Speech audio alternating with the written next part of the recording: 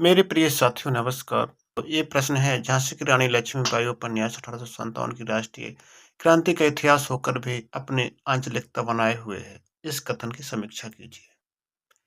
इसके अर्थ हुआ है कि झांसी की रानी लक्ष्मीबाई को उपन्यास में तत्कालीन जीवन का जो वर्णन मिलता है वो बुंदेलखंडी त्योहारों और रीति रिवाजों का रोचक परिचय प्राप्त होता है। इस उपन्यास में कोई खास विशेषता आई है। झांसी की रानी लक्ष्मीबाई उपन्यास के सामाजिक, सांस्कृतिक, धार्मिक, राजनीतिक और आर्थिक राष्ट्रीय स्थितियों परिस्थितियों का चित्रण करने में सफल हो रहा। तो झांसी की रानी लक्ष्मीबाई उपन्यास एक ऐसी वीरांगना की कहानी को प्रस्तुत करता है जिसने अपने देश की स्वतंत्रता के लिए अपना सर्वस्व न्यौछावर कर दिया। जिस समय ईस्ट इंडिया कंपनी की कर्णधार भारतवर्ष के एक कोने से दूसरे कोने तक ईसाई बनने का स्वप्न देख रहे थे, जो विभिन्न छल प्रपंच अपना रहे थे और अपने चंगुल में जकड़ने का प्रयत्न कर रहे थे, जब एक एक राजा को धीरे धीरे पदों से हटा रहे थे, जब शोषण का साम्राज्य फैला रहे थे, तब भारतीय आर्थिक संकट में पड़कर बेचारे तड़फ रहे थे। तब लक्ष्मीबाई ने स्वराज की स्थापना की शपथ ली। इस शपथ को देश भर ने दोहराया था। उस क्रांति के गर्भ में मंजुलता और पवन गढ़ी हुई थी। मानव की रक्षा के लिए ये क्रांति थी। मानवीयता के लिए हुए विदेशी साम्राज्य को इस समय चुनौती दी गई थी। उसके पांव डगमगा गए थे, किंतु हमारे देश में जय चंदों की कमी नहीं है। अतः वह क्रांति असफल हुई। विस्तृत उपन्यास में एक और यदि इस देशव्यापी क्रांति का विस्तृत वर्णन है, तो दूसरी ओर बुंदेलखंड के लोक जीवन का सुंदर स्वाभाविक वर्णन है। प्रश्न ऐसा भी आ सकता है कि महारानी लक्ष्मीबाई उपन्यास है एक यह देशव्यापी क्रांति का विस्तृत वर्णन है। दूसरा प्रश्न ये आ सकता है कि बुंदेलखंड के लोक जीवन की सुंदर एवं स्वाभाविक वर्णन है। झांसी की रानी उपन्यास में बुंदेलखंड के लोक जीवन का सुंदर एवं स्वाभाविक वर्णन है। इस तरीके से प्रश्न आ सकता है। उस समय जब अंग्रेजों ने जो देश के लोग थे उनके बीच उस समय राजनीति अवस्था, जनता की मनोदशा, अंग्रेजों के षड्यंत्र आदि को स्वाभाविक एवं प्रभावशाली तरीके से लेखक ने प्रस्तुत किया है। तो राजनीतिक दृष्टि से उस समय अंग्रेजों का आधिपत्य था हमारे देश में। हमारे भारत के राजा महाराजा थे, एक कूटनीति के कारण नष्ट भ्रष्ट हो रहे थे, क्योंकि अंग्रेजों ने फूट डालो शासन करो की नीति अपनाई थी। क्रांति की चिंगारी संपूर्ण देश में सुलग तो रही थी, किंतु अंग्रेजों के आतंक के कारण जो भारत के लोग हैं वो कुछ नहीं कर पा रहे थे। अंग्रेजों ने अपनी राजनीतिक विजय के लिए धार्मिक विजय को आवश्यक समझा। रानी लक्ष्मीबाई की चिंता का द्रष्टव्य है, क्या ये लोग ईसाई बना लिए जाएंगे? ईसाई होने पर फिर क्या भागेंगे सकेंगे? और गीता रामायण इत्यादि का क्या होगा? तो उस समय क्या थे, जो अंग्रेज लोग थे सभी को ईसाई बना रहे थे। तब लक्ष्मीबाई ने कहा कि जब सब ईसाई बन जाएंगे तो ये भागेंगे आएंगे का? गीता रामायण का क्या होगा? ये कौन पढ़ेगा? पंचायतों को नष्ट कर अंग्रेजों ने अपनी स्थिति पहले ही मजबूत कर ली थी। पंचायतें शक्तिहीन हो गई थी, केवल जाति पात के झगड़े का निपटारा करती थी। अंग्रेजों ने भारतीय जनता की जो शक्ति थी वो सभी छीन ली थी। उपन्यास में इसका वर्णन इस प्रकार है। अंग्रेजी राज्य में वसूली करने के लिए पहले ही गांव में ठेकेदार नियुक्त किए गए, फिर इन्हीं की जमींदारियां प्रदान कर दी गई। इन श्रेणियों को खड़ा कर देने से किसान नीचे धसक गए। भूमि के ऊपर उनका जो अधिकार था वह थोड़े से जमींदारों के हाथ में पहुंच गया। इन दोनों श्रेणियों को संतुलित रखते हुए अथवा जमींदार किसान संघर्ष में किसान कभी सिर न उठा पाए, इसके लिए साहब की कचहरी और साहब का बंगला उद्भूत हुए। वसूली के लिए ठेकेदार नियुक्त कर दिए थे, ताकि जो हिंदुस्तान के किसान हैं वो कुछ भी ना कर पाए। विंध्यखंड के समग्र जनता में जो थी विंध्यखंड की समग्र जनता में सनसनी फैली हुई थी। यहाँ की जनता किसी अत्याचारी का शासन आसानी के साथ नहीं माना। यहाँ की जनता ने कभी भी किसी अत्याचारी का शासन आसानी के साथ नहीं माना। स्वाभिमान को आघात पहुंचा कि व्यक्तियों ने सिर उठाया और हथियार हाथ में लिए। शायद भारत का यही खंड एक ऐसा था जहां डाकू को बागी कहते हैं। विंध्य खंड की छोटी छोटी रियासतों में, जो विंध्य खंड है छोटी छोटी रियासतों में बिखरा हुआ था, सब बड़ी बड़ी रियासतों की कंपनी सरकार को दे दी थी। बानपुर और रायगढ़ साधारण राज्य थे। ये राज्य विप्लव में शामिल हुए थे। इधर अंग्रेजों का शासन बढ़ रहा था, उधर भारतीय राजा और नवाबों की जो विलास प्रियता फैलती जा रही थी। वो अपने भोग विलास में मगन थे। गंगाधर राव अपनी विलास लीलाओं के लिए प्रसिद्ध थे। राव साहब भी इस प्रवृत्ति के हो रहे थे। यही नहीं, उस समय की महान क्रांतिकारी सेनानी तात्या टोपे भी विलास में मगन होने लगे थे।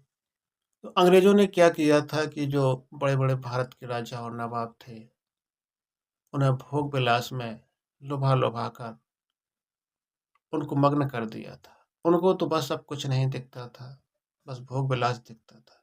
ऐसे भी राव साहब भी इसी प्रवृत्ति के आदमी, गंगाधर राव भी इसी प्रवृत्ति के थे और राव साहब भी, तात्या टोपे भी इसमें मगन रहने लगे थे। सामाजिक जीवन कैसा था? उस समय की सामाजिक स्थिति का वर्णन है जब झांसी की रानी उपन्यास में पूरा पूरा किया गया प्रतीत होता है। उस समय छुआछूत की प्रथा ने नारायण शास्त्री और छोटी की जो दुर्दशा की वह स्पष्ट थी। ब्राह्मण, क्षत्रिय, वैश्य अपने को ऊंचा समझते थे और अन्य लोग बहुत नीचा मानते थे। वे किसी को जनेऊ पहनने का भी अधिकार नहीं देते थे। तो जो सामाजिक जीवन था, तो लोग, जब झांसी की रानी का उपन्यास लिखा गया, उस समय जो छुआछूत थी, बहुत छुआछूत की प्रथा बहुत ज़्यादा थी।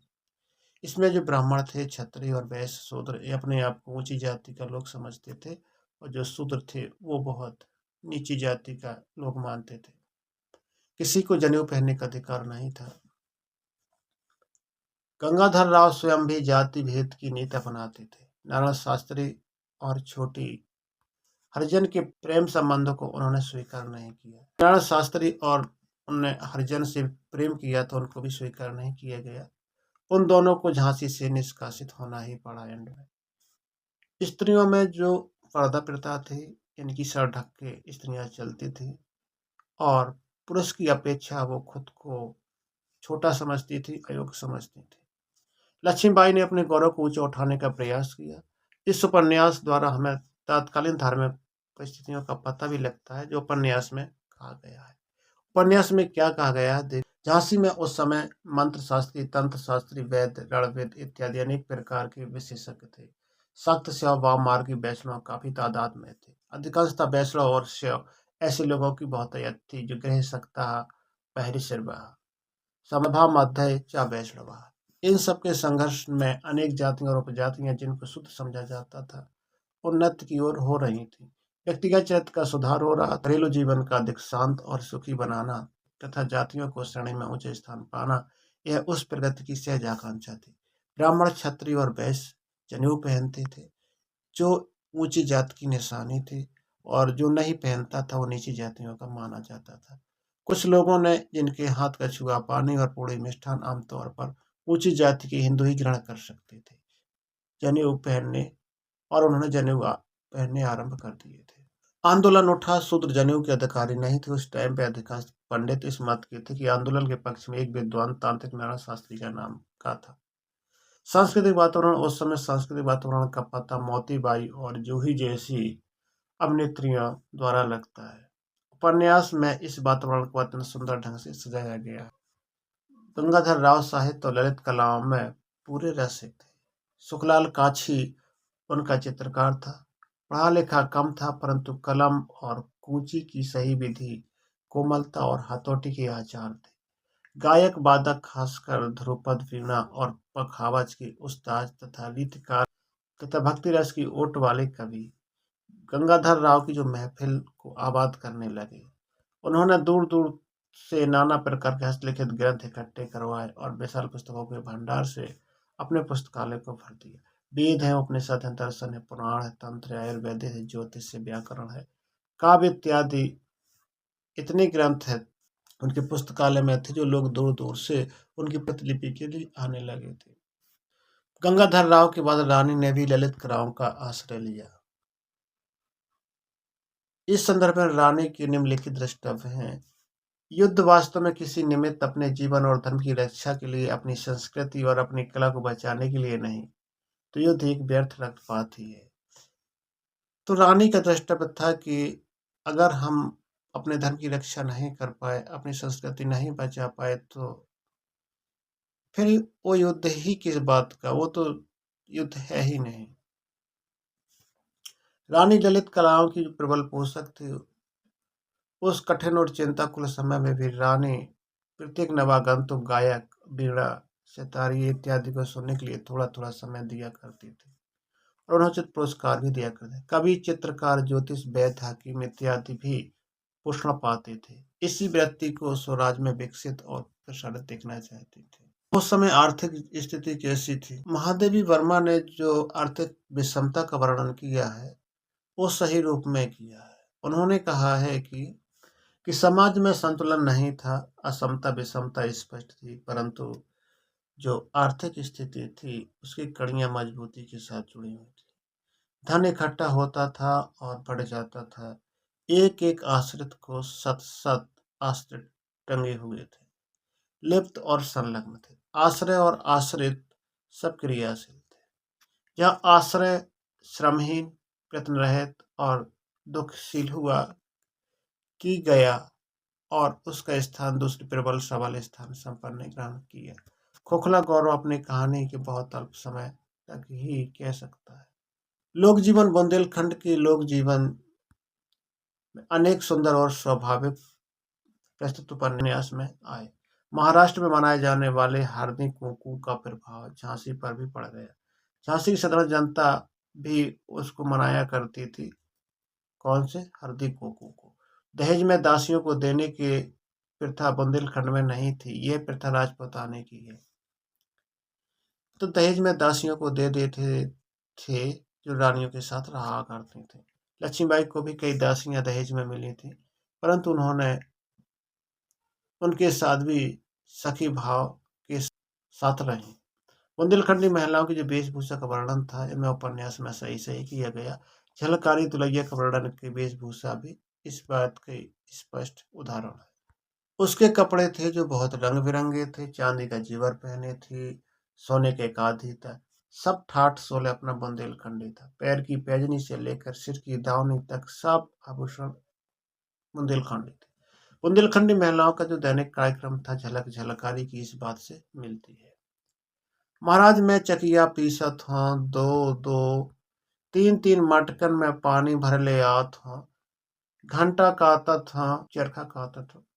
चरखा चलाने की प्रथा बुंदेलखंड में ऊंचे घरानों तक में घर घर में थी। झांसी में हिंदू और मुसलमान सब अपने अपने विश्वास के अनुसार परंपरागत त्योहारों को मनाते आए। कोई झंझट खड़ा नहीं करता था। मोतीबाई और जूही जैसे दिवाली मनाती थी, वैसे ही ताजिया भी करती थी और उसी उत्साह के साथ भी मुरली मनोहर के मंदिर में जिस समय रानी के दर्शन के लिए जाती थी, नृत्य और गान भी करती थी। उन्हीं दिनों मुहर्रम के जमाने में। अब भौगोलिक वर्णन क्या है? जो भौगोलिक दशाएं थी, भौगोलिक वर्णन क्या है? प्रस्तुत उपन्यास में इतिहास के साथ भूगोल को भी देखा जा सकता है। जैसे कि लेखक ने झांसी, बिठूर, कानपुर, कालपी, ग्वालियर, आगरा आदि नगरों का भी वर्णन किया है।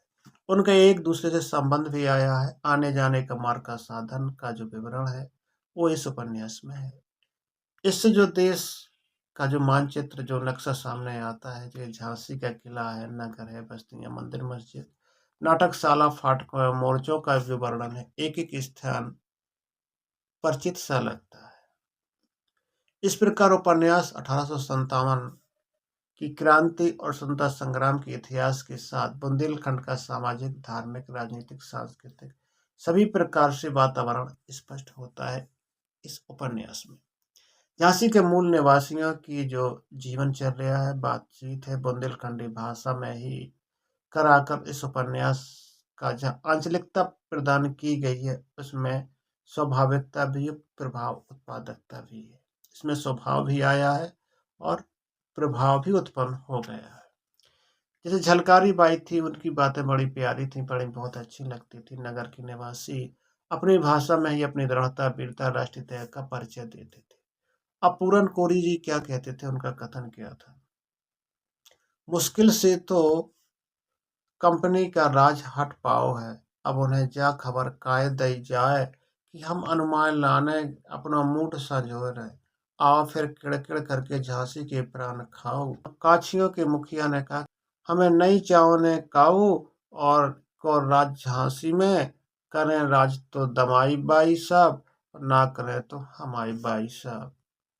उपर्युक्त विवेचना के उपरांत हम इस निष्कर्ष पर पहुंचे कि उपन्यास एक प्रकार से आंचलिकता उपन्यास की विशेषता लिए है और संपूर्ण देश की स्वतंत्रता संग्राम का इतिहास भी ये प्रस्तुत करता है।